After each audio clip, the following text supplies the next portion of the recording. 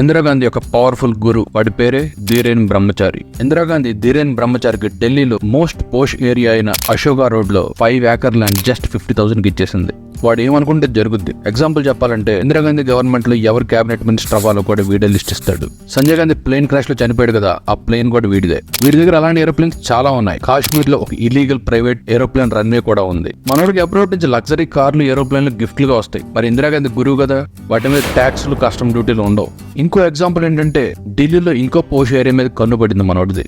అప్పుడు IK Gujral minister of works and housing direct గా minister కు ఫోన్ చేసి ధమ్కి ఇచ్చాడు, ఇస్తావా సస్తావా అని.